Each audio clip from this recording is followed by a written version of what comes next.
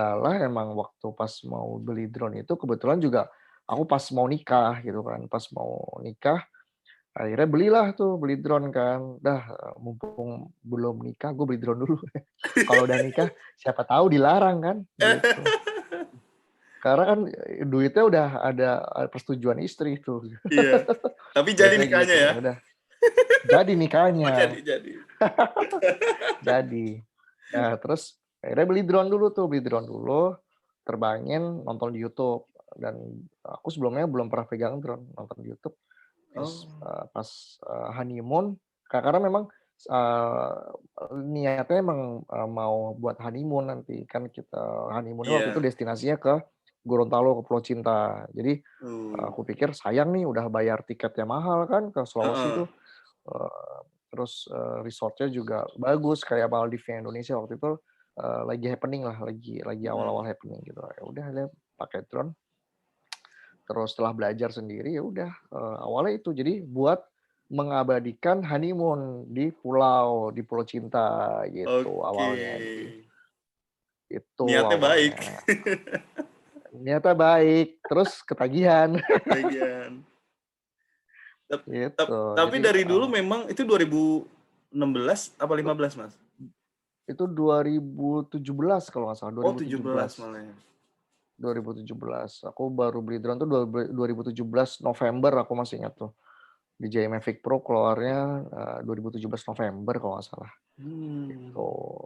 Barulah itu beli drone, Dan Mas Rifki tuh belajarnya tuh. otodidak atau dia tuh, Mas Rifki punya komunitas atau ikut komunitas sebelumnya?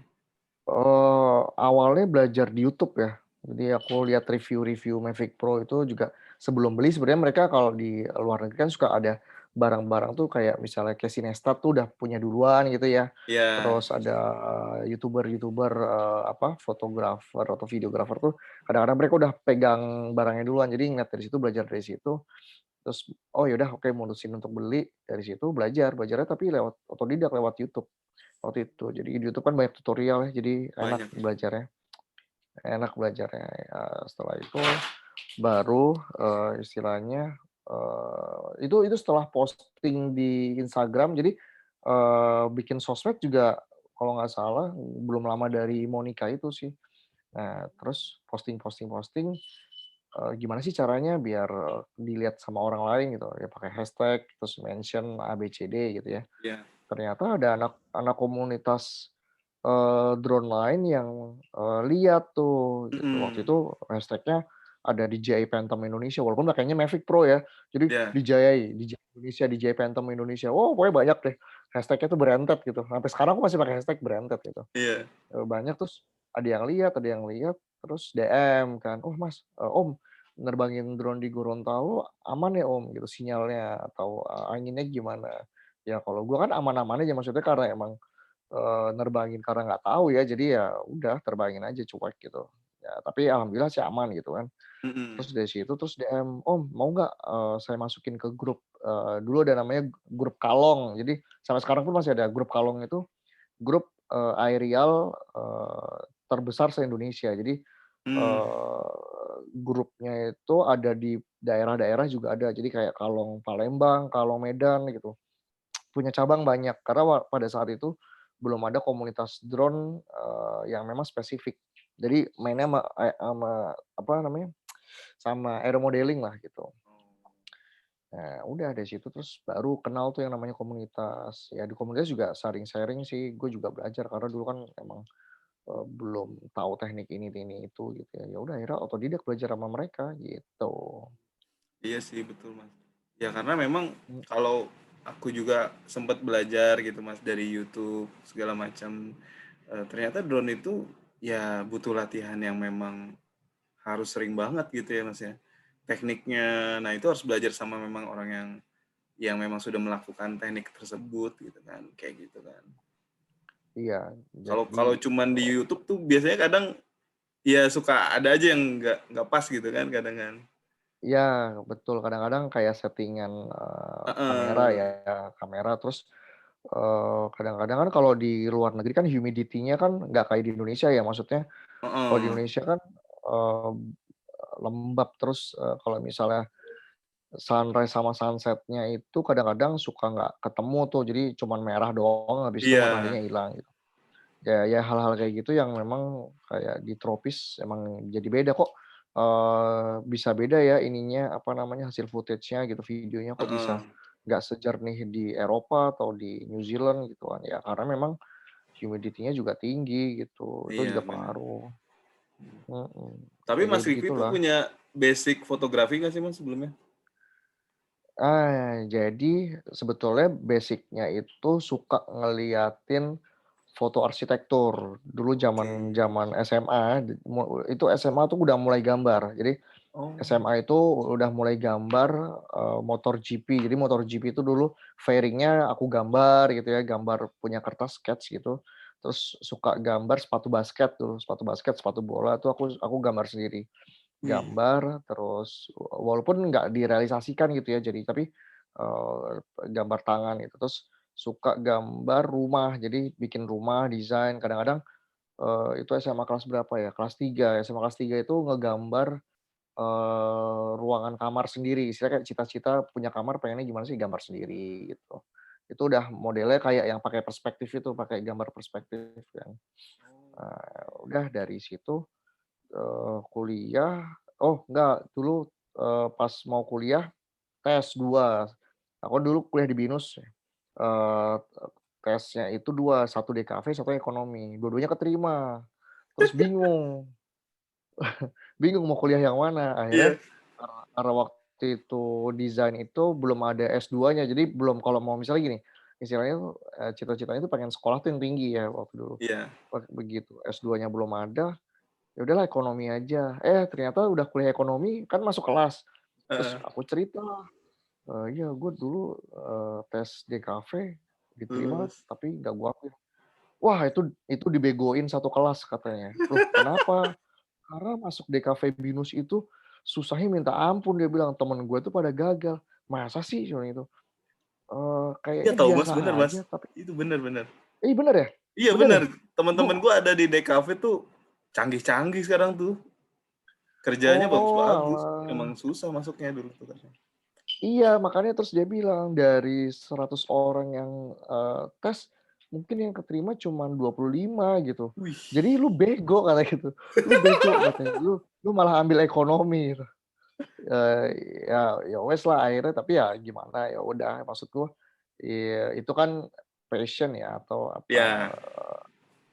feel atau taste gitu kan, ya udah Iya. tapi pada akhirnya juga memang betul secara waktu sekolah gitu, kalau pergi ke toko buku misalnya ke Kinokuniya lah gitu atau ke apa namanya, Periplus gitu ya, pergi ke Iya. Periplus. Kalau Gramedia aku jarang ya, Gramedia itu jarang pergi ke Gramedia karena, nggak ada inspirasi yang bisa aku sorry aku kenapa ngomong Gramedia, nggak apa-apa ya.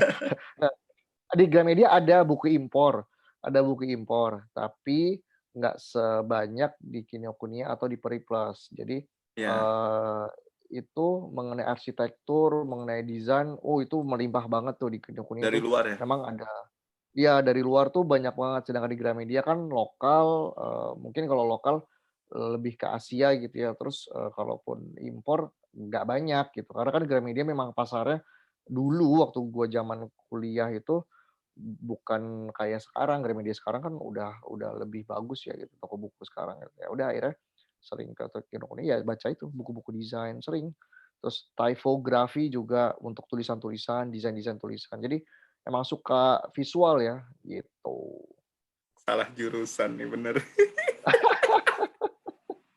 Makanya Makanya makanya sebenarnya gini loh Mas, aku betul. tuh ya kaget juga waktu, dengar Mas Rifki. Mas Rifki di Pertamina, udah itu komersial kan? Kalau nggak salah kan dulu kan? Ya, aku di komersial, Bias betul. karena Bareng sama Ricky antara Primanda. iya, antara hitungan dengan otak kanan tuh kadang biasanya nggak ada yang seimbang tuh biasanya. Betul betul. Jadi memang di komersial itu ya sebenarnya ya kalau mau jujur itu kalau di pekerjaan yang dulu gini, aku masuk pertama itu sebelum masuk PHI kan masuk Jambi Merang dulu, masuk JOB Jambi Merang. Masuk Jambi Merang itu, di komersial itu 2 tahun. Habis itu, dimutasi ke finance tuh. Kebayang gimana pusingnya ya, dari komersial ke finance tuh. Tapi ya udah gitu, tapi Ya dinikmatin, ya akhirnya ya ya. dinikmatin karena memang kebetulan, finance-nya itu ngurusin untuk aset inventory, jadi ngurusin cost recovery dan sering Oh ada ya. audit, jadi sering ke lapangan kan apa namanya, apa namanya, stock take gitu, stock take terus, Ya. lihat-lihat barang gitu kan. Jadi, nggak bosen-bosen banget alhamdulillah gitu. Terus akhirnya masuk PHE, diambil PHE, terus masuk komersial lagi, ya maksud gua beban gua untuk ngitung-ngitung berkurang gitu. Oke. Ya sih, sebenarnya Iya. iya. Iya Tapi sebenarnya kan di komersial sebenarnya nggak terlalu banyak, sebenarnya nggak terlalu hitungannya tuh, ngitung ya? lebih banyak kita berpikir logika dan negosiasi ya itu Iya, kan kalau negosiasi. di komersial, gitu. Iya, cuman ya itu aja, makanya kaget aja gitu. Gimana ceritanya? Gitu. Ternyata sejarahnya panjang ya. Sejarahnya, menjalani, apa namanya, kehidupan sisi lain lah. Tapi Wih. gua nggak pernah nyesel, maksud gua nggak pernah ada penyesalan di situ. Karena waktu saat dulu ada di Jambi Merang atau di kantor, waktu di finance itu, kan ada program CSR tuh. Nah, itu Ya, suka diminta tuh ya kan, CIP, CSR, terus, CIV ya. pokoknya program-program Komdev lah gitu ya. Ya. Nah, mereka itu tahu tuh kalau gue suka motret, suka ngedrone gitu, akhirnya disuruh Ah, ikut, "Ki, jadi tim dokumentasi yuk," gitu. Waktu itu ada program CSR tuh tahun 2017, 18, sorry 18, 18 tuh, udah ikut tuh, mulai diikutin. Karena waktu itu kan beli drone-nya 2017, jadi ya. teman-teman kantor baru tahu di 2018 dan itu teman-teman kantor gini, gue tuh orangnya tipikalnya cuek ya, jadi ada satu, event waktu itu nikahan temen gue di Taman Mini, Nah, temen di finance, gue bawa drone. Jadi gua kondangan tapi gue bawa drone karena outdoor, karena ya. waktu itu di Anjungan, Jawa Tengah kalau nggak salah. Karena outdoor, akhirnya ngeliat tuh semua dari mulai GM sampai manajer gua gitu, yang nerbangin drone siapa sih? Gue, terus kita kayak drone rame-rame, foto rame-rame gitu kan. Oh, Nah dari situ tuh mereka tahu kalau gua, suka main drone gitu. Nah di situ mulai diikut-ikutin tuh, "Ki, bantuin ya, CSR buat proper gitu, buat, per motretin plan, motretin facility," gitu. "Oh ya udah oke." Ya gue senang-senang aja orang dapat duit dinas kan, iya dapat iya. uang dinas pada saat itu. Ya dinikmatin, ya maksudku, karena gua main drone akhirnya gue pergi dinas gitu, dan Iya, betul. ada kayak istilahnya kita akhirnya jadi punya ekstrakurikuler yang bisa Ekstrakurikuler. dibilang proper itu kan ajang bergengsi ya, ajang bergengsinya HSSE ya, Ya. proper gitu kan. Ya sampai dari mulai proper waktu itu, proper hijau, sampai terakhir gold deh kalau nggak salah gitu, aku ngikutin terus, bantu-bantu teman-teman gitu. Wih, keren Gitu sih. Mas. Jadi pengalaman tuh bener-bener nyambung ya. Sebenarnya kalau disambung-sambungin tuh agak susah, tapi ternyata bisa nyambung gitu ya maksudnya. Ternyata ada kesempatan sebenarnya untuk Ada kita kesempatan. berkreasi di dunia yang, mungkin dulu kalau misalnya gua ngambil DKV, mungkin nggak kerja di PHE atau di Jambi Merang ya. Gue Betul. mungkin dulu kerja, bisa jadi gua kerjanya di Ogilvy atau kerjanya di, Dentsu gitu ya, untuk Iya, desain-desain apa, desain-desain desain-desain. produk gitu, advertising gitu kan. Tapi, di oil and gas ini ternyata juga kita bisa, maksudku kayak orang-orang yang punya hobi, bisa ngedukung programnya kantor, diikutin juga tuh gitu. Mereka mereka mengapresiasi kita juga. Jadi menurut gua kayak nulis gitu, hobi nulis, hobi bikin poster, kan suka ada lombanya tuh, Ada, iya. lomba K3 bikin poster, bikin tulisan atau paper lah ya kalau misalnya ada workshop IATMI gitu ya dulu, kalau IATMI, IAFMI gitu, ada paper gitu. Itu juga teman-teman geologis kan kalau dipikir-pikir geologis, ada yang hobi nulis gitu ya, paper ternyata bagus tulisannya, ternyata kan ada lombanya kan gitu. Iya. Sama lah kayak gini juga sama, gitu. Jadi ada hikmahnya lah gitu dan, bermanfaat gitu buat orang lain paling enggak, gitu. Mas Rifki kalau ngobrol tentang drone tuh biasanya itu nggak lepas juga dari peraturan ya. Mungkin kan dari Mhm, segi mungkin kalau kita ngambil gambar di tempat-tempat yang memang rekreasi atau misalnya yang free fly gitu kan mungkin ya Ya. bisa bisa aja kan terbang. Tapi kalau oil and gas tuh gimana sih Mas? Biasanya Mas Rifki itu batasan-batasannya segala macam itu kayak gimana tuh? Oh, oke. Jadi, pada saat itu, gini gini, jadi, kan kalau misalnya kita nerbangin drone tuh sebetulnya, di mana-mana ya, yang namanya basic safety itu kan terlebih dahulu. Apalagi Iya, kita mengoperasikan pesawat tanpa awak gitu ya, atau, drone lah. Nah, kalau di oil and gas, sampai dengan sekarang itu kan memang, dulu belum ada sertifikasi, zaman dulu ya, zaman gua nge-drone tuh belum ada sertifikasi di Indonesia tuh maksudnya belum belum ada yang, ngasih ilmu CSR 107 tuh belum belum kayak gitu. Jadi drone tuh baru kayak training nerbangin, tapi mhm, safety-nya juga, belum belum baku lah gitu, istilahnya belum baku. belum aku. Silabusnya belum baku. Nah itu, iya karena kalau kalau gue karena kita di oil and gas ya, jadi, jangan sampai gue terbang di atas plan. Jadi kalau misalnya motret plan gitu ya, motret plan, kan red red zone kan, red zone. Iya, Kita atau gua akan bikin flight plan tuh. Jadi aku ngomong ke field manager atau superintendent gitu ya, mhm, superintendent production gitu. Dia bilang, "Ki tolong fotoin plan ini dari kanan, kiri, belakang, depan," gitu ya. Pokoknya, semuanya lah kelihatan atau videoin gitu. Oke, aku akan waktu itu kan kita punya kalau plan tuh punya istilahnya, apa, blueprint tuh apa namanya kalau peta itu? Aduh aku kok lupa sih. side plan. Iya ya, itu kalau orang project kan punya, aduh aku lupa namanya apa.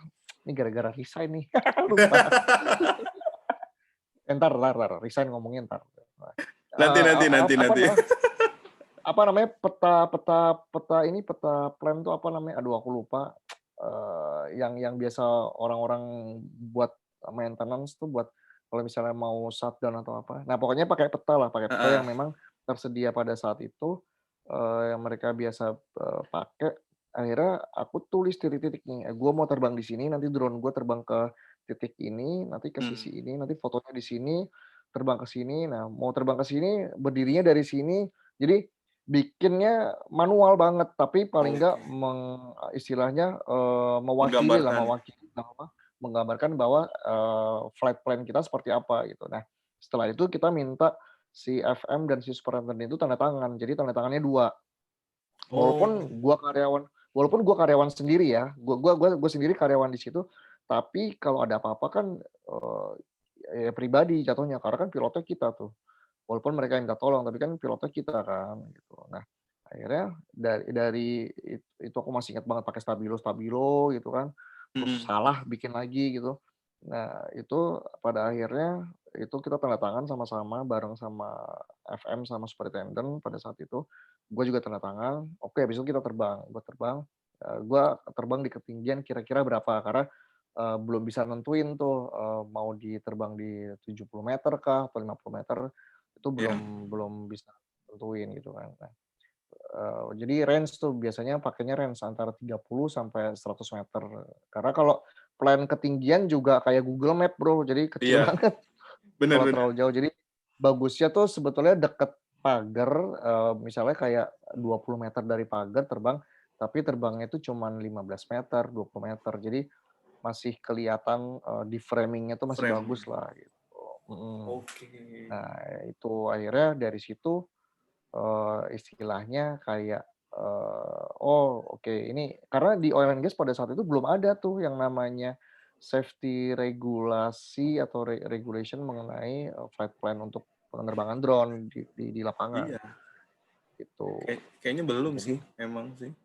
ya belum ada, makanya teman-teman sempat waktu itu aku ngomong sama teman HSE, ini teman-teman harus bikin, karena apa? Karena teman-teman itu kan nanti akan ada media atau ada teman-teman vendor yang ngerjain kayak, safety induction, terus ngerjain company profile yang memang mereka menggunakan drone di area field ya, Iya, atau di sebelah-sebelahnya red zone gitu. Nah, aku udah ngomong, tapi, karena apa? Drone sampai sekarang kalau gua ada kerjaan di field itu, di lapangan lain misalnya, itu nggak pernah mau misalnya si user-nya dia bilang, "Ki, terbangnya di atas ini bisa nggak?" Gua nggak pernah mau masuk ke red zone. Jadi dari pagar, dari perimeter red zone itu, ya aku terbang di situ. Kenapa? Kalau ada apa-apa situ kita yang kena. Kenapa? Karena banyak sensor kan. Kayak di flare Iya, tip aja ada sensornya. Ada betul. sensor, ada, istilahnya, lightning sensor, ada, gas, merkuri sensor, macam-macam lah gitu. Maksudku, itu, besar kecil akan berpengaruh ketika Berpengaruh. berdekatan gitu. Dan, sekali lagi drone yang digunakan oleh kebanyakan vendor untuk bikin imaging atau visualisasi untuk video, belum menggunakan drone yang memang, explosion proof atau gas proof. Gaspro. Kalaupun ada harganya 4 miliar punyanya Intel tuh, yang Iya. pakai baru Shell setahu aku, tuh. Itu ada 1, 2, 3 baling-balingnya. Dia modelnya drone-nya agak agak gepeng gini, jadi 2 gini, terus, kameranya bisa diganti-ganti lah kayak Matrix ya, kayak drone Matrix, cuman memang explosion proof gitu, Gaspro. memang buat di oil and gas. Tapi harganya lumayan 4 miliar. Iya, Gila. belum kayaknya udah ada kali ya? Kayaknya udah ada kayak yang pakai sih, Iya, gitu. iya. Jadi Berarti seperti itu sih itu sekarang itu pun penting masih ya, maksudnya, tanda tangan itu aku baru baru ini sih, baru kepikiran sih, bahwa jangan asal terbang, dan kalaupun kita punya plan itu harus ditandatangani oleh berbagai pihak yang berwenang kan, termasuk kitanya gitu. iya, iya, jadi ada kayak Iya gini, sih, kalau itu misal bener sih. sekarang itu ada flight flight logbook. Jadi gini, flight logbook itu, dilihatnya gini, sama kayak kita mau ngendarain mobil kan si driver itu wajib untuk memberikan kayak checklist book, apa namanya, logbook bahwa, Iya, oh iya sein-nya berfungsi, lampu remnya berfungsi, terus, apa, AC-nya berfungsi gitu ya, terus, iya, klaksonnya berfungsi, wiper-nya berfungsi, itu checklist semua tuh sama. Jadi kayak misal kita mau terbang drone, itu ada daftar checklist-nya, nanti kapan aku share deh. Aku punya boleh, boleh. checklist itu. Nanti ada checklist-checklist-nya, akan dilihat, mau terbang dan lihat kondisi cuaca gimana, misalnya windy atau misalnya cloudy, itu ada tuh di situ. Nah, eee visual observer-nya namanya siapa, terus yang ngasih perintah untuk terbang namanya siapa gitu, dari company mana, itu ada, terus mereka tanda tangan sama-sama. Itu aku lakuin waktu terbang di, OSES, waktu pada saat, mereka OBN. Jadi, istilahnya ke seismik di laut gitu ya, di daerah Lampung Utara sana, itu yang vendornya Elnusa kan. Nah itu Iya. gitu, jadi ada flight plan-nya yang ditandatangani sama 3 pihak, aku, si Elnusa, sama si OSES, sama pihak OSES, gitu. Untuk nerbangin drone. Begitu komplit, nanti akan ada evaluasi tuh, "Oh ya anginnya gimana? Tadi gerimis nggak?" Gitu. Terus Iya. ada gangguan sinyal nggak gitu. Itu penting tuh, karena buat jadi kronologis atau waktu pada saat ketika terjadi apa-apa, bahan itulah sebagai, mitigasi atau, kronologis kejadian gitu. Iya, bener. Mitigasi ya, untuk nyari mitigasi selanjutnya, lesson learn-nya seperti apa, gitu. Gitu Sama Mas. sih, iya bener. Waktu itu aku terakhir tuh di Tomori sih, aku pernah Mhm, lifting H2SO4, ya. terus juga pernah ya itu kalau di red zone ya itu Mas, benar, aku juga nggak berani untuk masuk ke red zone sih, karena banyak banget sensornya kan. Iya, Cuma iya, ya, sebisa mungkin dihindarilah red zone itu. oh, tapi kan kadang klien suka ini ya, suka minta aneh-aneh ya, "Terbang dong di atas itu, di atas ini," kan kayak gitu kan. Iya, nah nah gini, ngakalinnya adalah gini, kalau jadi gini, kita balik tanya, kalau sampai ini, ada karena ada resiko kan terbang di atas red zone itu ada resiko. Istilahnya, eee, pesawat terbang aja kalau misalnya kita gini ya, kalau mungkin lu tahu tuh, tadinya itu salah satu wilayah di Sungai Kenawang, Pulau Gading gitu ya, di salah satu sumur kita itu Mmm, itu ada lintasan pesawat tuh, lintasan pesawat. Nah, karena itu si, Fitmas itu udah mulai beroperasi, lintasan pesawatnya digeser. Jadi bukan di atas plan kita lagi. Jadi digeser sekian kilo kalau nggak salah. Jadi dia agak sedikit melenceng lah gitu. Jadi Oh, nggak terbang persis di atas Optimus atau plane. Kenapa? Karena ada resiko kan. Pada saat dia terbang, dia misalnya stall atau apa, dia crash ya. terbang crash, ya sekian miliar dolar. Resikonya juga banyak gitu karena ya makanya makanya terus akhirnya di istilahnya digeser tuh, apa namanya, track, flight-nya mereka. Nah, apalagi kita gitu, maksudku, Iya, apalagi gitu. eee drone yang memang rentan sama angin, sama cuaca gitu, terus rentan juga kayak baterai tiba-tiba copot tuh juga ada tuh, propellernya lepas, kita nggak ngecek gitu kan. Hal-hal kayak gitu kan kadang-kadang iya iya, bener loh, bener. Jadi Serius ya? kalau kalau serius serius, jadi gue itu terbang sama teman-teman di komunitas tuh ada tuh yang begitu. Ada yang jadi baru arming gitu ya, baru Heeh. arming, baru muter weng weng weng, mau terbang, drone-nya miring gitu kan.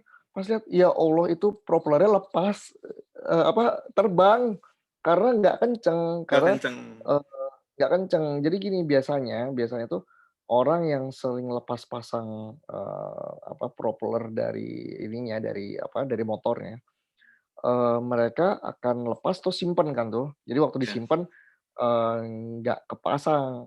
Nah, itu ini phantom nih rata-rata. Kenapa? Karena begitu phantom dimasukin ke dalam tas, nggak bisa dilipat. Karena kan Bener. propellernya kan nggak bisa dilipat, ya kan, fix kan, gitu. Iya, Nah, fix. kalau Mavic Pro kan bisa dilipat. Jadi sebetulnya dimasukin tas juga tanpa dilepas juga nggak masalah gitu, asal yang penting kencang gitu.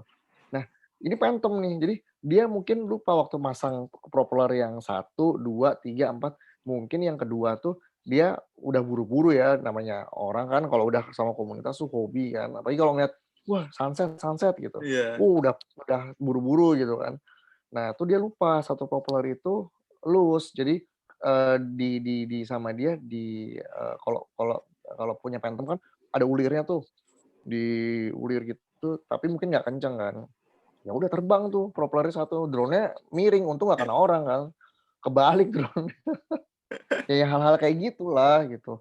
Sama baterai juga gitu, baterai kan waktu kita masukin kan, sampai betul-betul ada suara klik gitu kan, klek gitu, oke. Kadang-kadang enggak tuh, misalnya, ada orang hilaf gitu ya atau capek, katakanlah capek, makanya pilot drone tuh kalau mau ngedrone nggak boleh capek, sama nggak boleh lapar. Nah, itu Eee, penting penting. iya benar penting, apalagi kalau yang jomblo nggak boleh tuh sambil Heeh, berantem sama patah pacarnya nggak hati. boleh. Tuh hati-hati tuh, parah tuh, itu mempengaruhi Jangan terbang psikologis ya. tuh. Jangan terbang, mendingan nggak usah. Nah, itu juga bisa gitu. Jadi pasang baterai, ini lagi-lagi Phantom nih, Phantom. Baterai kan dari samping ya Phantom itu. Iya. Dia nggak kencang, begitu terbang, 5 meter, dia maju, baterainya lepas ke belakang, Wah, jatuh. Jadi, ya itulah maksudku, ada segala macam resiko yang kita nggak bisa hindari, lebih iya sih, baik benar. kita pagerin dari awal, kita nggak terbang di red zone, gitu. Itu Mas, Mas Kiki punya memang mhm, ya gimana, Mas? lanjut lanjut lanjut. Ya, kalau dari, pengalaman-pengalaman sebelumnya itu punya nggak sih Mas pengalaman terburuk saat ngedrone tuh kayak gimana? Tadi kan ada yang copot baterainya, propellernya copot, nah tapi ada nggak sih kalau Mas Rifky sendiri? Aku ngedrone itu drone gue jatuh, bukan jatuh, drone gue hancur, hancur tuh Waduh, pernah. Jadi ini sekalian sharing ya buat nanti mungkin lesson learned buat teman-teman yang dengerin ini.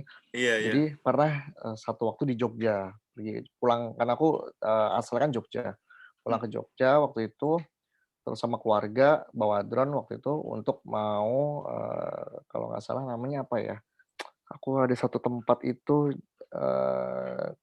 kebun buah Mangunan. Jadi bawahnya itu kayak awan gitu, di bawah kita kayak di atas oh, bukit gitu, bawahnya awan gitu. Jadi kalau pagi sunrise tuh golden hour-nya bagus banget. Nah, niatnya terbang di situ, itu, 2 hari dari kedatangan. Tapi aku nggak sabar kan, jadi terbang, gue pengen terbang dulu di kota Jogja. Jadi kayak di Tugu Malioboro, bukan, Tugu Mangkubumi itu yang di tengah. iya, yang di tengah. Nah, akhirnya aku bikin video kan, rendah, karena kan dia rendah tuh. Jadi aku terbangnya rendah, video, foto, ya kan, udah. Nah, pada saat indikasi baterai itu tinggal 25%. Jadi aku setting baterai udah critical baterai itu di 25%. Iya, Nah, karena aku nganggep bahwa gue terbang itu kan jadi gini, jadi Tugu itu kan dia perempatan ya, perempatan. Iya, Kan aku terbangnya di trotoar kalau nggak salah di depan Circle K kalau nggak salah, di depan Circle K, terbangin karena aku pikir, "Ah, deket nih dari aku titik terbang sama titik take off tuh deket." Jadi 25% critical baterai kayak yang, "Wah, kayaknya ini cakep nih, tanggung," gitu ya. mhm, Nah, pada saat aku tarik balik itu tinggal, 20%. Jadi kita terbang pada saat itu lupa lihat indikator si, drone-nya. Kan kadang-kadang gini, eee, "Lu mau RTH nggak nih? Mau return to home iya, nggak?" Gitu. Nah, return to home gue itu waktu itu gue masih setting-nya di, 50 meter. Jadi ketika dia terbang, dia return to home, dia naik 50 meter baru dia balik kan, gitu. Karena iya, settingannya masih settingan Jakarta tuh, masih settingan Jakarta ngehindarin rumah atau apa, pohon-pohon kan. Nah, begitu mau di-landing-in, aku tuh lupa cancel si RTH itu. Jadi begitu dia udah mau sampai trotoar nih, ini trotoar gitu, ini sorry kucingku nih, ini aku ada kucing di kasur. Nah, setelah, udah mau landing di trotoar, ternyata RTH-nya itu jalan. Jadi begitu RTH-nya jalan, dia naik. Dia naik sendiri kena ini, kena apa namanya, kena kabel, kabel kabel apa kabel listrik ya, kabel listrik. Kalau di Jogja kan kabel listriknya tahu sendiri tuh, kadang-kadang iya, suka, pendek semeraut tuh. pendek Itu kan juga, yang daerah Tugu tuh masih dulu belum dirapiin tuh, kabelnya masih banyak ya semeraut. Itu kena kabel terus, drone-ku itu kena tembok, Circle K belakang, udah hancur.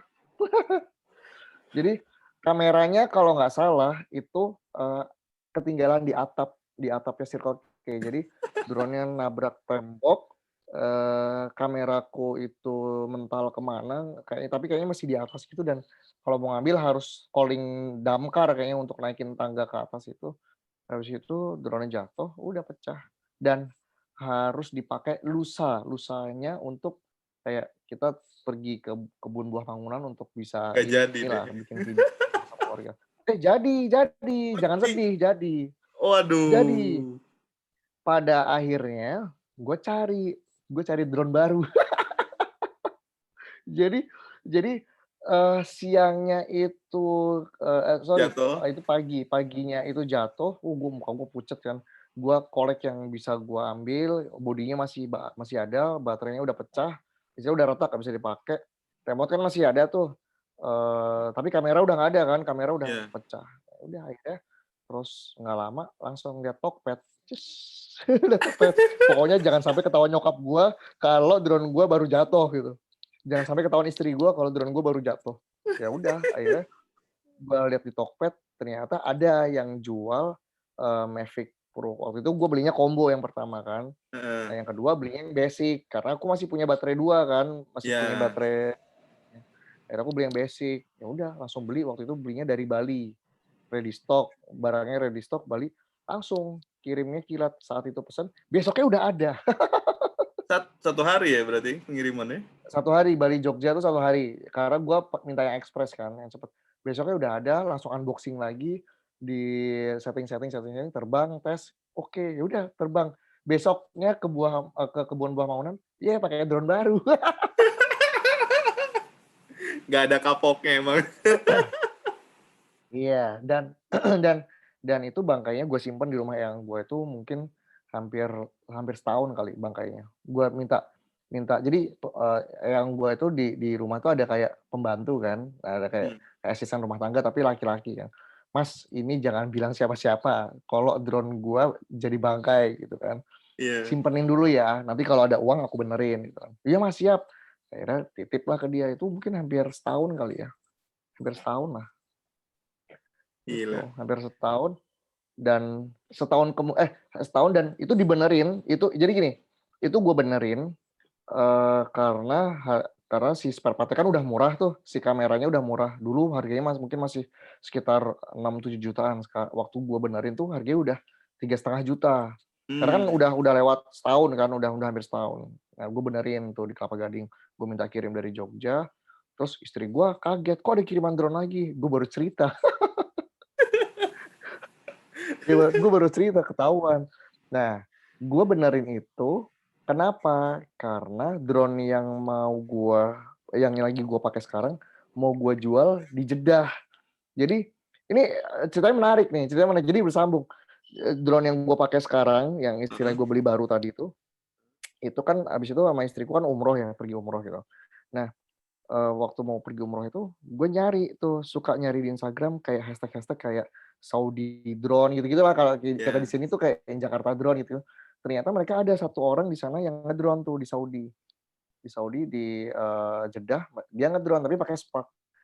Udah gue DM, nanya spot-spot, terbang, terus dia nanya, "Lu pakai apa?" "Pakai Mavic Pro."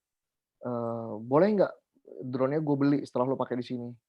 Terus gue hitung-hitung kan, gue mau ngasih harga berapa. Ternyata rate-nya masih tinggi di sana karena Wih, drone di Saudi itu, terbatas, nggak banyak. Kayak Mavic Pro itu setahun tuh masuknya cuma 4 unit, setahun ya, di satu Saudi itu, di negara? Jeddah itu. Satu negara itu masuknya cuma 4 unit, karena mereka batasin banget. Phantom masuknya cuma 10 unit. Jadi Wah, sisanya yang gila. mereka jual bebas itu Spark, yang drone Oh. Spark yang memang buat rekreasi gitu. Karena kan sensitif ya, kalau di Saudi kan sensitif. Oh, iya, iya. Ya udah akhirnya gue nerbangin di Saudi, dia nemenin, terus habis itu kita tes bareng-bareng, drone-nya masih bagus, eee micro SD-nya gue ambil karena gue udah punya dapat footage di Saudi kan gitu, Iya. di Mekah, di Mekah kalau nggak salah.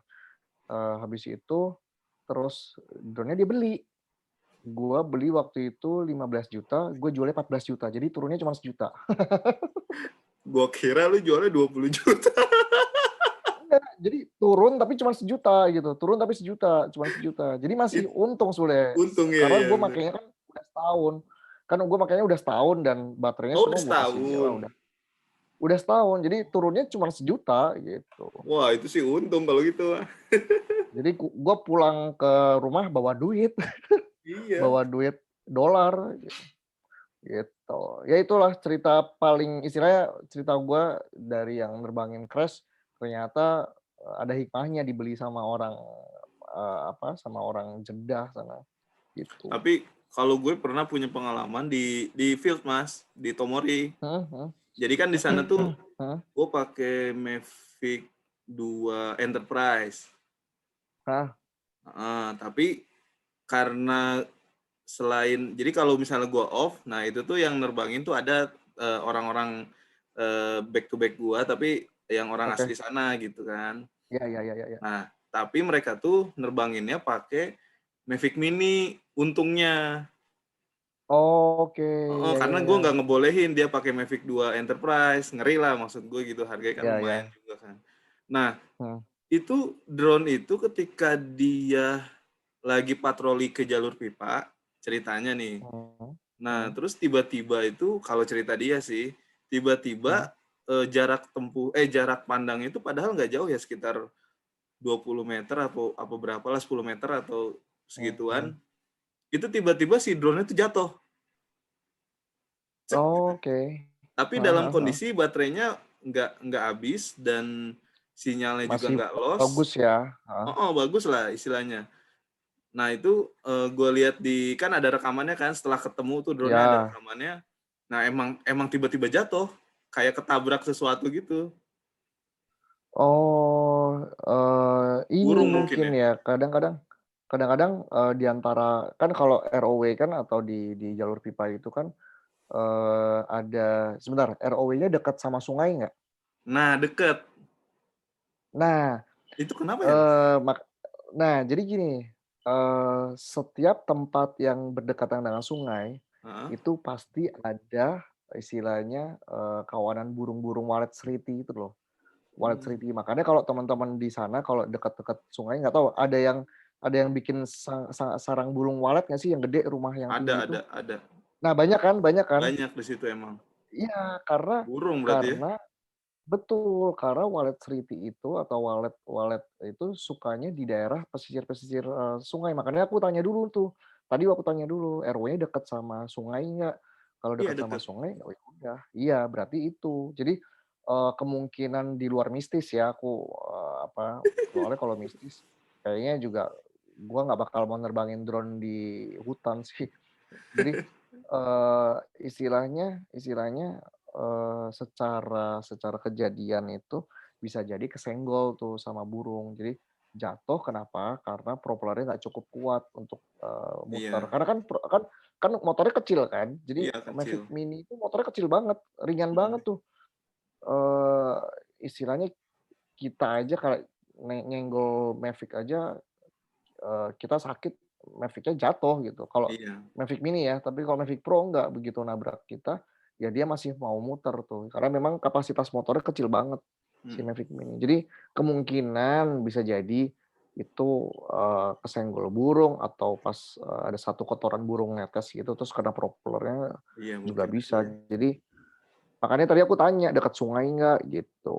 Iya itu Karena itu jatuhnya jatuhnya ke sungai, dicari-cari segala macam sampai oh iya? 3 hari Ke kayaknya, sungai? 3 hari. Waduh, Iya, jadi ketemu ketemu? iya jadi dari titik Google Map-nya jatuh, itu tuh nggak di situ, udah jalan ke aliran sungai yang Oh lain, iya, iya pasti ke daerah yang lebih ini, yang lebih lebih rendah. rendah. Oh, nah ketemunya itu di situ, di ujung jalan itu, di ujung sungai itu kan. Pas udah Mhm. dibawa, wah ini udah nggak bisa selamat. Aku cari-cari di ini kan, di Instagram yang bisa benerin drone, katanya udah nggak bisa selamat. Iya, kalau dia udah kerendam sama air kena lumpur, maksudnya ya udah mendingan beli Dia baru sih. IC-nya katanya kebakar katanya. Sih udah pasti kebakar karena dia, jatuhnya dalam kondisi nyala kan, gitu. Iya, kayak Jadi gitu. makanya, tapi gini gini, ini ada juga nih, ada pengalaman juga. Jadi kalau teman-teman mau terbangin drone di area area sungai atau area laut, kalau misalnya, lebih aman sih, itu kalau di Tokped tuh ada yang jual, dia, apa namanya, bukan pelampung ya namanya, jadi kayak jadi gini, drone-nya itu bisa landing di air, istilah kalau landing di air, itu dia bisa ngapung tuh. Dia Oh, kayak ada busanya, itu ada kakinya sendiri. Jadi, kalau misal emergency landing di laut, drone-nya masih ngapung, paling nggak tenggelam ya. Dan kalaupun drone-nya itu jatuh ke laut, dia masih ada kemungkinan, ngapung, kelihatan tuh iya, si apa, si busanya itu kan warnanya kontras, ada yang warna kuning, ada yang warna biru, ada yang warna orange gitu, nanti masih kelihatan. Jadi, kadang-kadang kita kayak istilahnya lupa ya, maksudnya kalau udah masuk ke laut tuh, kalau nggak ada pelampungnya kan bakal tenggelam kan, dan live kita perlu vestnya gitu ya? datanya kadang-kadang perlu datanya kan gitu, kadang-kadang perlu Iya, datanya yang barusan diambil gitu. Jadi, ada kalau nanti coba cari aja di Tokped itu untuk memang dia landing di air sih, si pelampung itu. Itu, apa, aksesorisnya lengkap kok gitu-gitu. Mavic Mavic Pro, terus yang paling banyak tuh aksesoris buat Mavic Pro tuh banyak banget. Mavic Pro 2, Mavic Pro, Mavic Mini, Mavic Air, nggak terlalu banyak, wah tuh. gila, seru sih kalau kayaknya kita harus harus, ketemu lagi nih Mas, ngedrone Boleh bareng nih. sambil ngopi-ngopi boleh, Iyalah, sambil hunting bareng juga boleh. siap. Mas Rikwi pakai drone apa sekarang Mas? Aku drone-ku Mavic Pro 1, aku masih pakai Mavic Pro 1, jadi mungkin itu udah drone-ku yang aku pakai itu yang aku benerin yang jatuh di Jogja itu. Masih pakai sampai sekarang. Serius? Masih dipakai sampai sekarang, masih ya hasil-hasilnya tinggal lihat di Instagram aja, eee, apa, video-videonya juga masih ada. Maksudnya masih karena kebutuhannya kan, gue lebih kepada belum yang terlalu ini ya, belum terlalu advance juga dan Mavic Pro 1 itu drone, yang istilahnya untuk, pengguna the one and only yang bisa portrait. Jadi, Mmm, kalau Mavic Pro 2 atau Mavic Zoom 2, dia portraitnya itu jadi panorama. iya Jadi dia stitching tuh, ya kan. Nah, kalau kita motret gedung, dia suka ada iya distorsi atau suka melengkung. melengkung, bener. Ya kan. Nggak melengkung kan. Nah, kalau Mavic Pro 1 itu enggak, dia memang dia lensanya muter. Jadi lensanya muter. Jadi yang tadinya, landscape jadi portrait.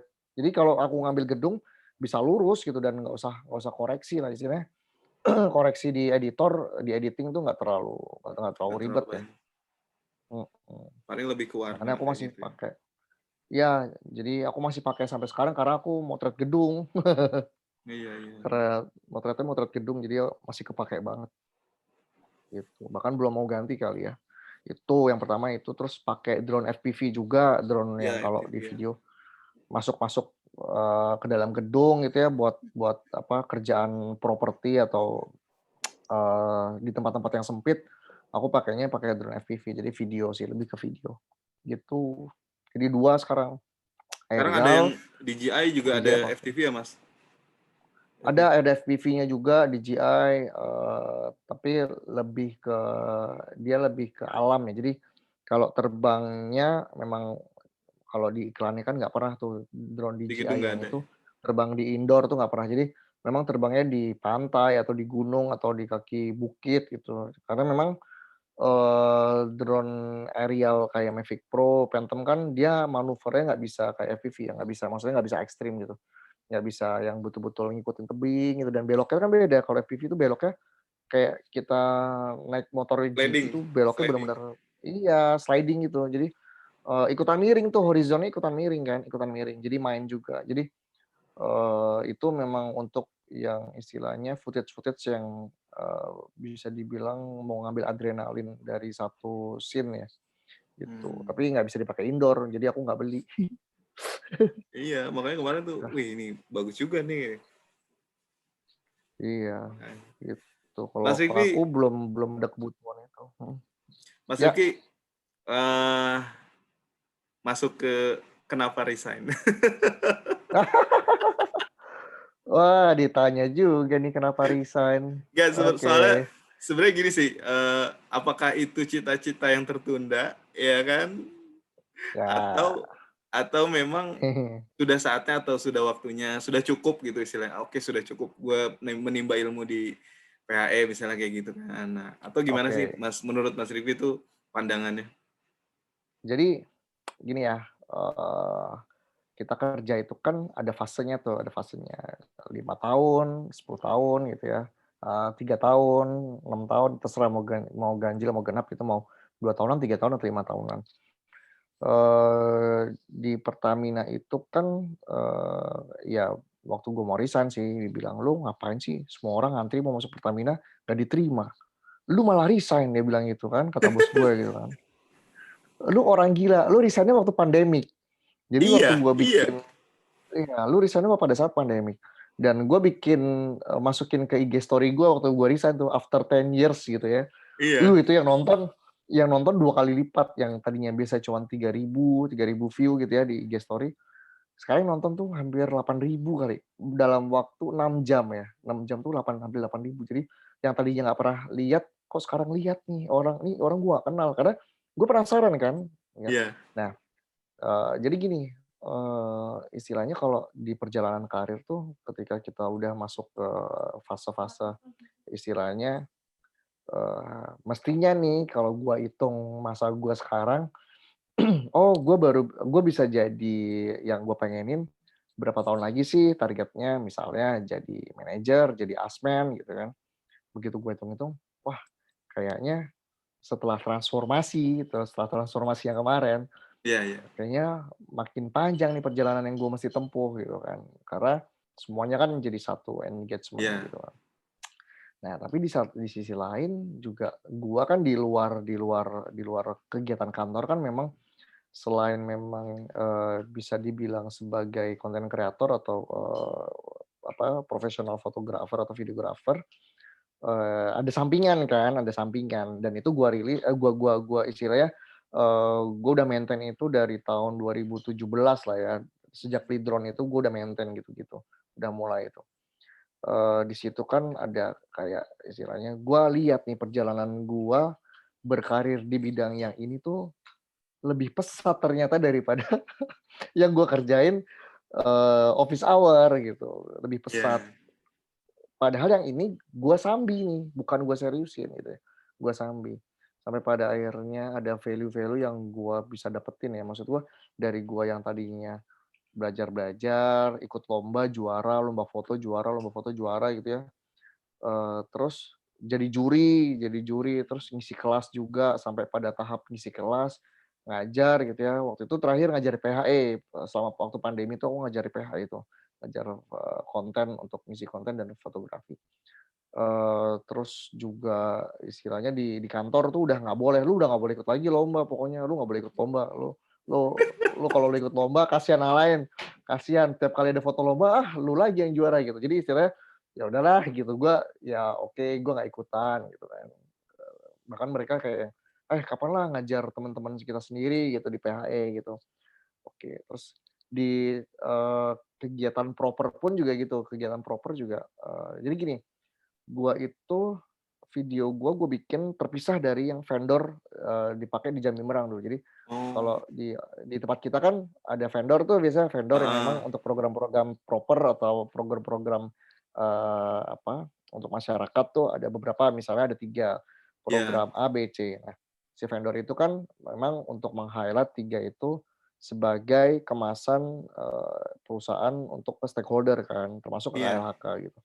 Nah, ada satu fase atau satu waktu kalau nggak salah, jadi gini, si vendor pergi untuk ngambil gambar untuk keperluan kantor, gue ikut jadi tim dokumentasi tapi terpisah dari vendornya. Jadi terpisah dan gue bikin dengan cara gue sendiri. Akhirnya gue bikin kayak semacam film dokumenter gitu, kalau mhm, nggak salah 3 menit lah, 3 menit. Dari situ akhirnya udah, ternyata itu yang diambil KLHK di YouTube-nya KLHK untuk dijadikan istilahnya gini, kalau Jambi Merang tuh dapetnya gold loh, mmm, bukan videonya si vendor yang video diambil, tapi lu? video gue. Iya, jadi nah dari hal-hal kayak gitu kan gue pikir, iya sebetulnya, kalau dengan situasi sekarang, ya kayaknya gue masih agak ekstrim nih dan kebetulan kan kalau dulu Jambi Merang alih kelola kan dapat pesangon ya, dapat uang pensiun kan, kayak entar Heeh, Pamori juga dapat kan gitu, maksud gue iya, yang JOB rekrutmen kan pasti dapat tuh. Nah, iya, iya, dan itu masih ada tabungan kan, masih ada tabungan, ya udahlah. Dan sebelum gua cabut, musim cabut, itu, eee, ini nggak apa-apa lah gua ngomong aja karena udah dibayar juga video gue dan gue udah cabut juga, nggak apa-apa lah ya. Jadi ONWJ itu minta bantuan gue untuk bikinin video dan itu heeh, komersil. Pada saat itu gue masih berstatus di komersial. Terus mmm, yang kedua, OSES. OSES juga minta hal yang sama. Bahkan terakhir, BOD-nya SHU itu juga minta hal yang sama. mmm, Eee, jadi dari 3 itu, wah lumayan nih, 3 itu lumayan gede gitu kan, karena iyalah, lumayan besar kan dan, pada saat itu pandemi kan memang mereka nggak sembarangan pilih vendor gitu ya, untuk heeh, bisa ngerjain itu. Karena kan semuanya kayak misalnya di Tomori pun juga pasti jadinya kayak animasi gitu kan, pakainya iya, animasi atau 2D gitu, infografis gitu kan, yang tadinya syuting jadi animasi infografis. iya, Nah, kebetulan gue bisa penuhin tuh kriteria-kriteria untuk gue bisa syuting real gitu kan. Akhirnya dari situ, setelah dibayar itu, waduh udah begitu gue udah dapat 3 project ini, udah gue mutusin untuk, kayaknya gue nggak lanjut deh gitu. Gue kayaknya nggak lanjut deh. Nah, kenapa kayak gitu? Karena gue ngambil momen, ini mungkin bahasanya kalau orang lain di luar kantor mungkin, terlalu terlalu spesifik ya. Pada saat reorganisasi kan, semua orang berubah ya, semua orang betul, berubah, posisinya berubah. berubah, Semuanya istilahnya dimutasi, diputar-putar lah gitu. Nah, gua mengambil momen itu kenapa sampai gini, VP gue bilang gini, "Ki, nanti aja bulan Juli atau bulan apa setelah, kan ada Panjar insentif kemarin. Nanti iya, aja setelah insentifnya dibayarin semua, lumayan kok Ki, gini gini gini gini." Terus gue bilang, "Momen gua akan hilang kalau gue resign setelah, setelah masa-masa istilahnya transisi, masa-masa genting transisi itu udah lewat gitu. Kenapa? Nah, karena nggak mungkin tuh gue tiba-tiba telepon kayak ke lu deh, ya kan. iya, Lu kan, kita ada komunikasi tuh, lu nanya ke gue misalnya region berapa dan, gue ada komunikasi ke temen gue dulu yang memang dia tahu gue kerjanya ngapain dan punya hobi apa, dan ada kemampuan apa. Nggak mungkin tuh gue bisa tiba-tiba telepon dia yang, apa kabar Bro? Gini gini gini. Sekarang gue punya company ini loh, gue bikin ini." Kan kelihatannya awkward ya, kelihatannya kayak nggak lu mungkin, telepon, iya bener, bener, wah telepon karena ada sesuatu yang lu pengen jualan gitu, lu pengen istilahnya, ada sesuatu yang kayak istilahnya lu promosi doang tuh, lu telepon gua karena lu ada butuhnya promosi. Benar benar benar. Nah, tapi pada saat situasi transisi, ketika kita nanya sama orang, itu jadi hal yang wajar. Kenapa? Karena dia akan nanya balik ke kita. Dan gua mengimplementasikan gua resign ini kayak gue di sosmed. Jadi gue pakai momen ya. Ketika momen misalnya HUT RI, gue posting foto mengenai HUT RI gitu. Sehingga Hmm, itu bisa di-repost di mana-mana. Misalnya HUT Kota DKI Jakarta, gue akan pasang yang kita-kita ada relevansinya dengan tema itu. ya. Jadi gue ngikutin pola itu, akhirnya terimplementasi itu waktu gue kemarin mau cabut. Kenapa? Karena waktu gue nanya, dia akan tanya balik ke gua, "Kalau lu Hmm, di regional berapa, Ki?" Gitu. Nah, bahkan sampai ada yang curhat. Kenapa? Karena saking saking istilahnya ada plus minus ya, namanya transformasi organisasi atau, change management itu pasti ada yang mau terima, ada yang enggak gitu, sampai ada ya. yang curhat. Terus pada akhirnya masuklah gue narasi-narasi promosi itu. Gue ke Soft regional selling. ini, tapi Soft selling ya. iya, soft selling, tapi kayaknya gue nggak lama. "Loh, lu mau kemana?" Gue mau cabut ini. Dan waktu gue ngomong ke orang satu, ke orang 2, ke Bentar orang 3, bentar. Bentar, Mas. mhm, Dasar mhm. orang komersil emang gue begitu. Aduh aduh Jadi aduh. jadi ilmunya dipakai gitu, Iya ilmu iya ilmu iya iya iya komersial iya. tuh kepakai gitu kan. Aduh Nah, aduh aduh. jadi pada saat psikologis orang itu menerima kita bertanya dan Heeh. dia istilahnya gini, kita bertanya dalam konteks mereka akan nerima bahwa, "Oh, lu care juga sama gue, lu nanyain gue di regional berapa." Dan Hmm, alasannya apa? Gue cari temen nih, siapa tahu lu di regional gue yang sama, sehingga kita satu gedung. Jadi gue nggak usah capek-capek tiba-tiba ketemu siapa, kita janjian aja tuh ketemu di gedung itu gitu kan. ya. Untuk kita bisa sama-sama maksudnya punya, temen, dari yang sebelumnya di gedung yang sama kebetulan senasib gitu ya. Jadi kita bisa kayak nanti kita ngobrol bareng, entah kalau nanti udah normal kita bisa kayak makan bareng gitu ya atau apa Iya. gitu. Nah, hal-hal kayak gitu jadi masuk tuh soft selling gue. Nah itu dari semua yang gue pernah ada di handphone gue tuh di grup WhatsApp. Ada yang grup WhatsApp waktu itu GRR gitu ya. GRR tuh kayak misalnya lo mau production, terus lo ada kayak istilah kajian dulu. Yang tadinya nggak kenal, jadi kenal gara-gara di grup itu, nggak pernah ketemu gitu. Itu gue tanyain Hmm, tuh, semua gue tanyain. Pokoknya potensial buyer gue siapa aja, gue nggak akan pilih-pilih. Kita kan nggak ada yang tahu ya rezeki dari mana. benar benar. Itu pada saat transisi, gue sibuknya nelfonin sana sini, gue nanya, "Lu di mana lu di mana lu di mana?" Dan gue jualan, gue WhatsApp jualan jualan jualan jualan. Jadi, kalau ditanya resign kenapa, karena ada opportunity sebetulnya. Jadi, Iya. gue lihat karena basic gue 10 tahun di oil and gas, ketika gue itu misalnya gini, misalnya lu lah, kantor lu tiba-tiba, "Ki, gue mau bikin, apa namanya, safety induction atau gue mau bikin project highlights," gitu ya. Gue mau ada shutdown, gue udah mau ini, gue mau pakai jasa lu gitu. Ketika lu pakai jasa gue, dengan vendor yang lain atau dengan vendor yang nggak punya, background oil and gas, lu akan sulit tuh ketika lu briefing, lu do and don't-nya akan ngulang dari awal. Lu bolehnya Betul. begini begini, nggak bolehnya begini begini begini. Dan sorry to say, kalau tim yang masuk ke dalam satu pekerjaan seperti itu, misalnya dia biasa ngerjain event, dia bisa ngerjain film, dia bisa ngerjain wedding. Ketika dia ngerjain industrial, ada hal-hal yang dia miss. Misalnya gini, katakanlah shoot untuk safety induction atau company profile. Ketika dia chin strap yang nggak dipasang, dia tetap ambil. Dia nggak tahu tuh kalau itu ternyata fatal, nggak boleh diambil tuh. Ya Pakai itu. helm tapi nggak pakai chain strap. Ya benar benar. Terus pada saat, ada sesuatu pekerjaan dia nggak pakai glove, itu juga fatal. Terus ada ketinggian dia nggak pakai harness, Ya itu di-shoot juga sama dia. Akhirnya apa? Klien akan capek untuk sortir, benar. bukan lagi beauty shoot, tapi lu udah emosi duluan tuh, "Kok ini lu ambil juga sih? Kok ini lu ambil juga sih?" Akhirnya makan waktu, bahkan bisa ngambil take ulang. Take ulang tuh dalam artian gini, "Gue maunya ada scene ini, tapi yang lu dapet nggak proper safety-nya," gitu. Kenapa nggak pakai harness atau chain strap-nya nggak dipasang. Nah, hal-hal kayak gitu akhirnya itu yang bikin gue jadi opportunity tuh. Iya Jadi iya. jadi istilahnya jadi kesempatan gue untuk bisa dealing ke konsumen atau ke calon klien gue lebih mudah. Bahkan kalau kita brainstorming, ada ide-ide yang teman-teman sebetulnya teman-teman teknis ya, atau teman-teman HSE yang nggak punya value dari BOD ini maunya apa sih? Karena gue di komersial kan, di komersial tuh kita ada di leher BOD tuh. Jadi Ya, BOD tuh maunya apa? Cost leadership, 12 CSLR gitu kan, safety, living rules 12 itu, ya. terus ada istilahnya, untuk HSSE itu aku lupa satu lagi apa. Jadi K3LL. ada ya K3L. Jadi ada highlight yang BOD tuh pengen dapetin tuh, atau GM-GM ini atau teman-teman manajemen itu pengen dapetin dari video lu tuh value-nya apa, bahwa Nah, Tomori misalnya, bisa jadi Tomori masuknya bukan CSR lagi, bisa jadi Tomori itu masuk ke CSV. CSR sama CSV itu beda.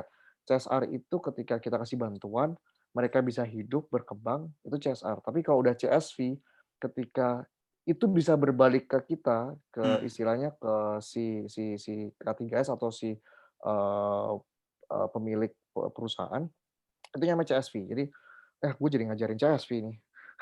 Itu entar aja deh, itu ilmu-ilmu lain tuh, itu ilmu lain tuh. Jadi, istilah gini, apa yang kita berikan ke masyarakat, masyarakat memberikan feedback-nya ke perusahaan. Dalam Oke. bentuk misalnya gini, kita, ngajarin mereka ternak ayam ya, ini CSV ya, ini nggak tahu ngomong CSV ya. Ternak ayam di wilayah lingkungan, misalnya katakanlah di lingkungan Tomori lah atau di salah satu plant gitu ya. Nah, ketika ayamnya itu udah berkembang bagus tuh, dia beternak oke, dia bisa supply kita, Hmm. bisa supply untuk kegunaan catering kita tuh, untuk Iya, iya, logistik iya. food lodging kita. Pada saat kita ngajarin mereka bercocok tanam bayam, bayam itu bisa kita konsumsi tuh, lewat misalnya, vendor catering di kita, ambil aja di dia nih. Kenapa? Iya, Karena kita udah melakukan itu yang CSV. Jadi iya, value-nya dia udah ke kita. Bahkan harganya lebih kompetitif. Kenapa? Karena betul. nggak ada logistik ngantar dari kota ke desa atau dari desa ke kota kan nggak ada. Jadi ngambilnya di sekitaran. Itu namanya CSV. Nah, oke balik lagi. Nah, dari diskusi-diskusi kayak gitu kadang-kadang, itu jadi akhirnya opportunity gue untuk memperkaya bahwa, videonya value-nya gini deh, konsepnya begini biar ada value-nya ini. Misalnya kayak kolaborasi, karena waktu itu kan Bu Nika bilang bahwa sebetulnya transformasi ini atau, BUMN ini, sebetulnya value-nya untuk 3 tuh, untuk si negara, untuk masyarakat, sama untuk karyawannya sendiri. Itu ada tuh, ada value-nya pada saat, SHU mau dibangun. Nah, itu kita masukin nggak nih ke value itu? Nah, kadang-kadang teman-teman di field atau teman-teman operasi, nggak bisa maksudnya Masuk. gini, terbatas terbatas pikirannya untuk ke arah sana Iya. gitu. Jadi Helikopter secara view-nya betul, secara secara konsepnya lebih dapat konsep lah. mereka belum ke situ ya, belum bisa Bahkan kita bisa memvisualisasikan ya. Ya, bahkan kita bisa kasih usulan-usulan kayak gitu, mau nggak gitu, dan kayak kayak PHRI sama OSES, itu senang banget tuh dikasih dikasih ide kayak begitu, "Oh boleh Mas boleh Mas." Bahkan mereka nggak kepikiran gitu kan. Nah jadi, makanya gue bilang, itu jadi kayak opportunity gua ketika gua harus melawan vendor-vendor lain. Akhirnya, ya udah gue beranikan diri lah, dan kalau bisa dibilang kan sebetulnya, Eee, di oil and gas, industri oil and gas nih, kalau lu kerjain sendiri juga tipes sebenarnya. Iya sih. Saking Iya. banyaknya pekerjaan itu. Iya kan? Itu saking banyaknya gitu. Jadi kalau bisa dibilang ya itu opportunity, dan tetep gua ada di koridor gua di oil and gas, tapi, di jalur yang sebelah tuh. Jadi Nah, kita nggak satu jalur lagi. Sama sebelah-sebelahan tapi ya kita partner lah sekarang gitu, atau mitra keren, gitu. keren. Jadi itu cita-cita gua, karena pengen istilahnya gini ya, istilahnya kayak gua punya waktu yang lebih banyak untuk keluarga itu udah pasti. Terus, gua bisa berpikiran yang lebih bebas, maksudnya gini, bebas berkreasi ya, maksudnya bebas berkreasi itu gua mau buka usaha ini, waktunya juga gua bisa atur gitu dengan Hmm. project-project yang memang jalan. Terus, intinya sih balik lagi ke keluarga, bisa punya waktu lebih banyak untuk keluarga, sebenarnya gitu. Ya, Gitu Mas Ru, men- bukannya nggak punya waktu, itu nggak punya waktu bukan gitu ya, maksudku waktunya bisa lebih fleksibel untuk keluarga, gitu. mudah-mudahan bisa menginspirasi gua, Mas. inspirasi yang denger deh teman-teman dimanapun berada gitu. Tapi bukan berarti gue ngusulin lu pada resign, nggak. Maksud gue maksud gue gini, maksud gue gini, ketika lu resign, lu ada value apa yang lu bisa bikin lu fight, bahkan istilahnya membantu klien lu. Kan dalam hal ini gue bisa istilah gini ya, gue membantu teman-teman di oil and gas tuh ketika harus brainstorming, harus pilih-pilih konsep gitu. Istilahnya kalau lu ngasih solusi, ngapain gua hire lu, kan gitu, istilahnya gitu Iya, ya. benar. Jadi jadi lebih ke arah, ya udahlah lu misalnya gini, udah sama si Rifki aja gitu, kenapa? Ya dia 10 tahun di oil and gas, dia tahu konsepnya, dia pernah ngerjain proper, pernah ngerjain CIP, kan sebenarnya nggak jauh-jauh beda dari itu ya, terus dia Iya. pernah ngerjain safety induction, dia oil and gas juga gitu, maksud gua, ada opportunity di situ, akhirnya lebih mudah untuk kita direct ke si klien, atau klien ke kita juga lebih nyaman, waktu yang tadinya editing lebih lama misalnya katakanlah errornya dari yang 9 bulan 40% dengan, lu lu istilahnya ada gue, ya lu cuman errornya 25% misalnya gitu. Ya Jadi lebih nyambung karena lah itu jadinya ya, Mas, ya. betul betul betul. Jadi karena itu aku ngeliat peluang, ya udah jadi sikat, nggak pakai lama. Asik. Itu objektifnya Mas Bro. Aduh nanti, yang nonton ini gue lagi, "Oh lu gara-gara ngeliat videonya Rifki ya?" Aduh, Aduh, mudah-mudahan gitu. jadi lebih baik. Maksudnya ini jadi kayak motivasi yang lebih baik lah gitu. Ya, Betul, dan sebetulnya kan gini, kalau di kantor kan, sebenarnya entah klise entah benaran, tapi gini, kalian harus menerima perubahan gitu kan. Maksudnya perubahan yang dibikin kantor. Once lu melakukan perubahan ke diri lu sendiri, ya lu harus lebih siap, harusnya gitu ya. ya. Gitu, dan lu harus harus paling nggak harus bisa lebih, punya punya punya value lah untuk lu bisa ngerubah diri lu sendiri yang tadinya lu karyawan jadi, apa, jadi pedagang, pedagang jasa, gitu. Gitu Mas Bro. Mas Rifki kalau Visinema tuh sekarang selain fokus di video, terus foto Mhm mhm. video, nah sekarang tuh lebih ke apa sih Mas? Memang kedepannya tuh kayak gimana sih? Jadi, Visinema nah ini, kadang-kadang bilang, "Kok namanya sama sih Ki, kayak punya PH-nya Agung Sasongko." Ya Agung Emang iya Sasongko ya? tuh iya Agung Sasongko kan Visinema juga, filosofi kopi kan Visinema. Tapi Oh, pakai S tuh dia, kalau gua pakai C. pakai C ya. Kalau dia pakai S. Jadi, apa namanya, ya gua bukannya nyontek sih, tapi mempermudah orang untuk lebih ingat ketika banyak soalnya yang nge-tag dan mention IG gue ketika dia nonton filmnya Angga Sasongko tuh banyak. Gue nonton filmnya Angga Sasongko, Visinema, nge-tag-nya ke Instagram gue gitu. Iya, iya, iya. Mention-nya Instagram gue, waktu gue lihat banyak amat message-nya begitu. Oh, ini lagi nonton filmnya Angga Sasongko nih, filmnya Visinema nih, tapi salah tag, salah Salah. mention-nya ke gue. Gitu kan, ya gue jadi promosi juga akhirnya kan, seneng Iya juga di sosmed makanya.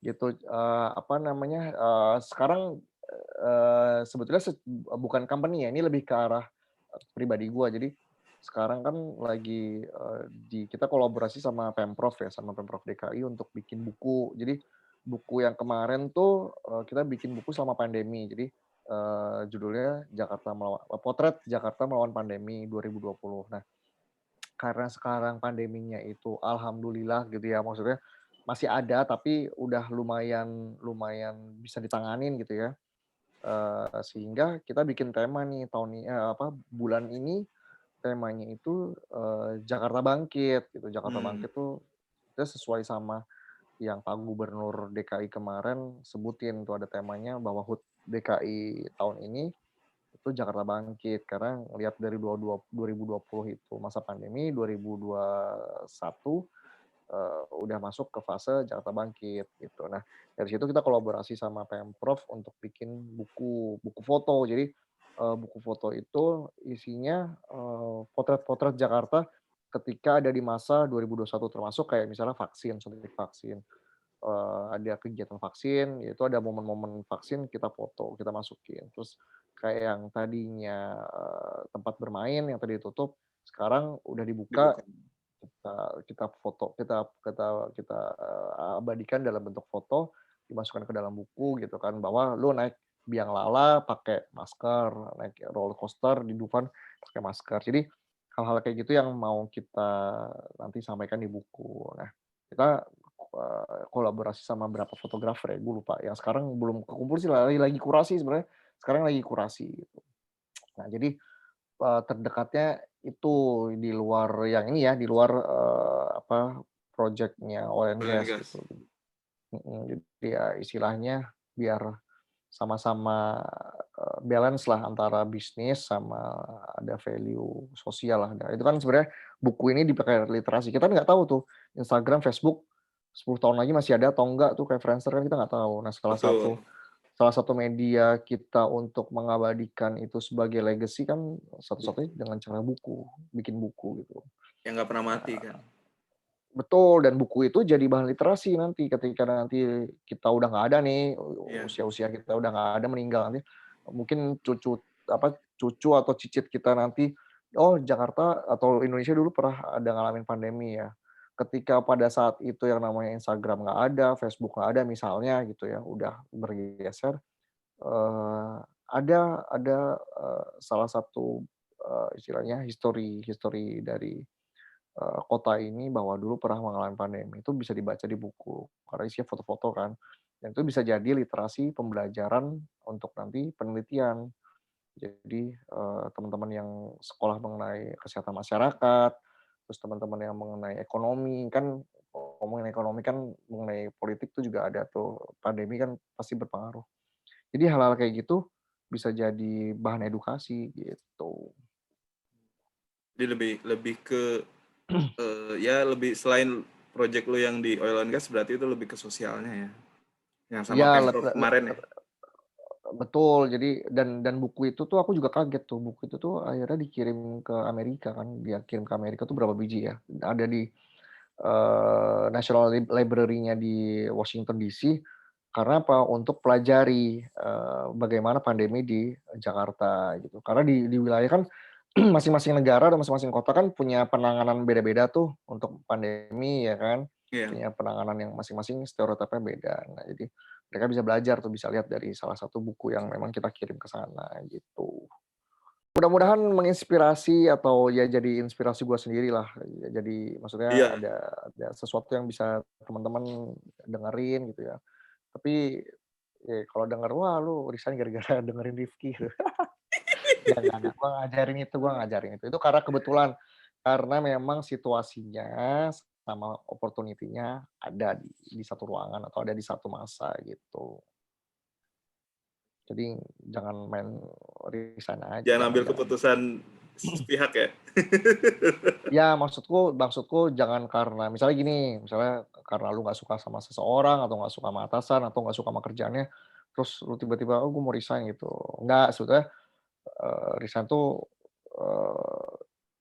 jadi kayak dua mata pisau sebetulnya, resign tuh kayak dua mata pisau. Ketika lu itu karena emosi, ya itu akan berbalik ke lu, senjata makan tuan. Tapi ketika opportunity, insya Allah itu bisa kayak motong jalan yang di depan lu lah, kayaknya isa grace lu, lu bisa ngebuka jalan lah gitu. Ya sih, benar benar. Gitu Mas. Terakhir Mas, Yo, eh apa ya, harapan untuk drone di luar sana, terus juga kayak pesan lah, pesan untuk kita-kita nih yang masih pemula, terus juga gue pengen tahu nih ke depannya nih dari segi entrepreneurship-nya lu tuh bakal ngapain sih? Nah, itu coba lu rangkum deh, Mas. Kayak kayak oke. gimana? Jadi buat teman-teman yang punya hobi drone gitu ya, memang sekarang kan, eee, kita tahu maksudnya, "Eh lu, ada peraturan ini, nggak boleh terbang." Sebenarnya dengan kalian itu ikut courses atau ikut sertifikasi gitu ya, sertifikasi sebenarnya memperkaya teman yang pertama, memperkaya ilmu. Karena sertifikasi itu yang diajarin, ilmu untuk nerbangin pesawat tuh, CSR 107 gitu. Pilot pesawat tuh belajarnya basic-nya awalnya pakai itu. Nah, terus yang kedua, jangan bosen-bosen istilahnya kalau, latihan atau hunting, jangan bosen-bosen deh gitu. Maksudnya untuk bikin konten ya, ini aku ngomongin drone dalam bentuk konten. Terus yang ketiga, dunia drone itu banyak. Jadi ada yang, untuk, art atau untuk, film, untuk fotografi, ada juga untuk industrial. Kayak misalnya pemetaan, terus untuk, apa namanya, nanam apa, nyemprot hama tuh di sawit, terus juga untuk, di oil and gas juga ada untuk, dia bisa lihat, analisa beberapa fasilitas produksi, untuk surveillance juga bisa. Jadi, banyak, manfaatnya, dan yang pasti bermanfaat gitu untuk dan itu kan ngurangin resiko ya, yang tadinya, surveillance pakai drone sorry yang surveillance pakai orang, sekarang pakai drone tuh udah otomatis ngurangin waktu, ngurangin cost, ngurangin resiko terhadap, manusia diserang oleh hewan liar atau kecelakaan gitu ya. Jadi, banyak-banyak aja kalau drone tuh nggak sempit kok, bukan cuman masalah foto video aja, itu hanya beberapa instrumen. Jadi, lebih banyak explore lah kalau aku bilang, mau drone industrial, mau drone robotik, mau drone multi rotor atau fixed wing gitu ya. Nah, itu banyak-banyak belajar. Terus, untuk kedepannya mudah-mudahan lah proyek-proyek ke depan kita bisa, istilahnya kan sekarang udah mulai pulih nih sehingga, Ya. beberapa proyek-proyek yang lain yang memang aku kerjain, yang tadinya misalnya digital atau apa, kita bisa balik syuting lagi dan salah satu salah satu hobi gue waktu saat syuting di Plan itu adalah kuliner gitu. Jadi Oh pasti gitu? waktu iya, jadi kalau misalnya ada klien nemenin gitu kan, "Eh, kita ngopi dulu, kopi khas daerah sini apa sih?" Gitu. Ya udah kita kita beli, kita minum kopi di warung itu. Jadi sambil kerja, tapi sambil, Kuliner. kulineran gitu. Jadi ngilangin stres kan gitu dan teman-teman juga jadi lebih istilahnya, kerja tuh juga lebih semangat. Kita makan, "Oh, ada pindang enak nih di sini." Kita makan di situ. Jadi sebenarnya kerja nggak totally kerja, tapi juga kita, apresiasi diri kita sendirilah dengan cara kulineran gitu. Itu Mas Bro, mudah-mudahan bermanfaat Mantap. buat teman-teman semua. Amin, ya. Thank you Mas Siap, Rifki amin. waktunya. Thank you Mas Ihsan, nanti kapan kita Ya, ngobrol nanti lagi. mudah-mudahan bisa ketemu langsung, ngobrol bareng, kita hunting bareng. Siap siap, boleh Oke, boleh boleh. sip sip. Oke Mas, thank you ya. Ya, Yuk, siap, makasih. assalamualaikum. Waalaikumsalam warahmatullahi wabarakatuh.